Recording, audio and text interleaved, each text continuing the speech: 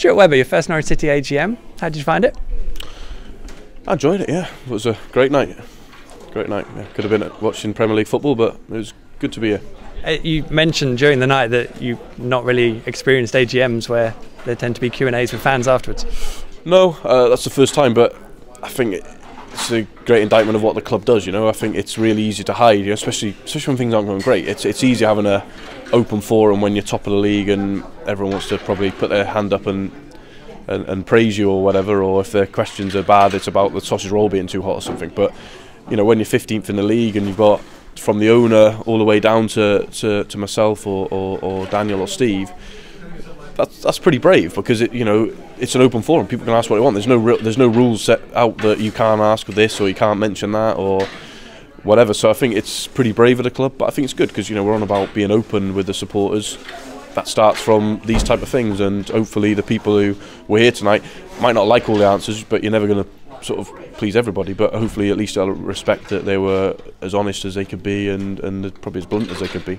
Well, I was going to say there were some searingly honest answers in that lot in terms of where the money's been spent and how it's been effectively wasted in the last 3 years. In terms of a board, how have you found them in terms of reacting to that? Because a lot of them have been here for those 3 years and a long time beforehand.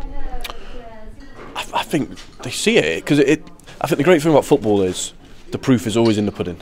You can't escape it. I think it's one of the great things about our industry that the product is there every sort of Saturday for people to watch, and over a course of time, every signing you make or every decision you make to release a member of staff or whatever comes back because that member of staff goes to a better club and does better, and you think, oh, I got that one wrong, or he doesn't go to a better club and you go, yeah, I'll tell you what, we're proved right there. Same with the players, that this player came in, did fantastic, we sold him for a lot of money, or he become our club captain or whatever, or God, actually that player is still here and hasn't played a game for 2 years or whatever. Yeah, maybe we didn't get that one quite right, and I think it's plain to see. So I think from the board side, supporter side, people who work within it, you can't deny what's in front of us, and in our quest to stay in the Premier League, decisions were made which are going to make things a little bit more challenging going forward if we stay in this division. But them decisions were made, I'm sure, I wasn't here, but when I speak to the guys who were, of course, with the greatest intent to keep the club in the Premier League, and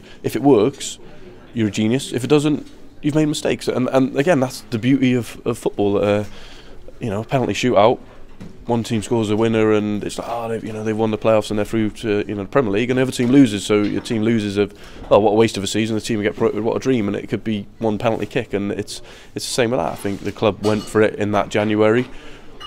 Obviously, the board are the same people now who were back then would have known the risk that this could hurt us a little bit further down the road, but that's life. You make decisions, and then ones maybe haven't quite worked out, but at the same time they made loads of decisions to get there in the first place. And I think let's not forget that the club's had 4 years out of 6 in the Premier League, so there's been lots of short-term success to get there.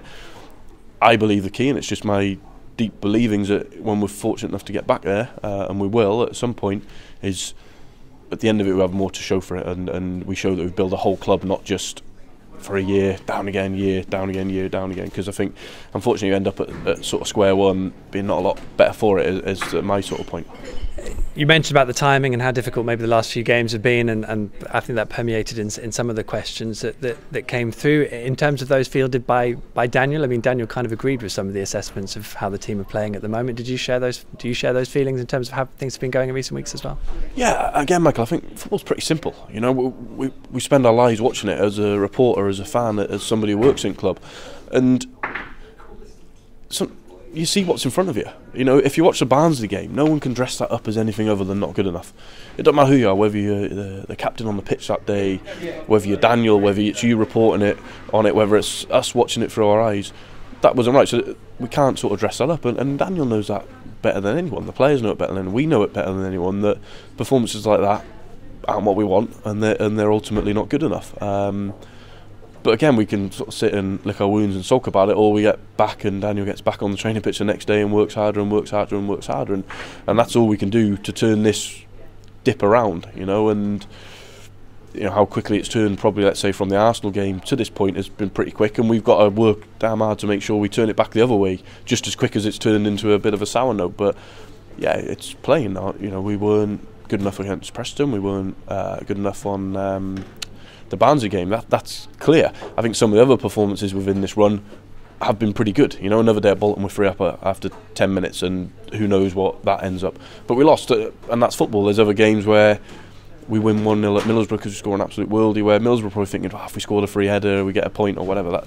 Again, that's a game and probably why we love it. But I think Daniel answered them pretty well, and again, I think the questions directed them were pretty fair and good. And let's not dress it up. We're all adults and grown up. I think we can all take criticism and give criticism out, and take praise and give praise out. You know, I think we can't just, Daniel can't just field the nice questions. We can't just field the nice questions. At times, people have the right to ask difficult questions, and I think it's our duty to acknowledge sometimes when people are right and say, yeah, but we're working hard and we see it ourselves. Or else you write a headline, Daniel and Stuart are deluded because they thought we were brilliant against Barnsley, and quite rightly you'd write that, because you'd go, wow, 27,000 people disagree. So no, I think it was pretty well answered and pretty fair.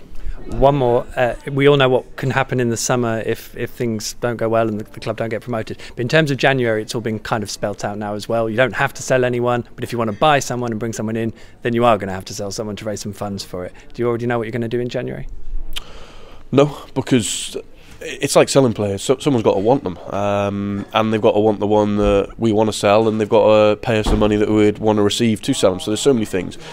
What we have to be prepared. We have to be prepared for the what if. What if we get a mind-blowing offer for a player, which we feel we have to sell him? What if we get an offer for a player we don't expect? Oh, because can that mean we can reinvest in another area of the squad? So certainly, what we're not doing is just sat thinking, no, we haven't got any money, and we probably won't sell anyone. Let's have a little bit of a holiday or whatever.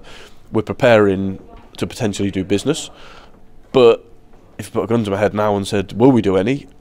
I'd probably side on, I can't see anything happening.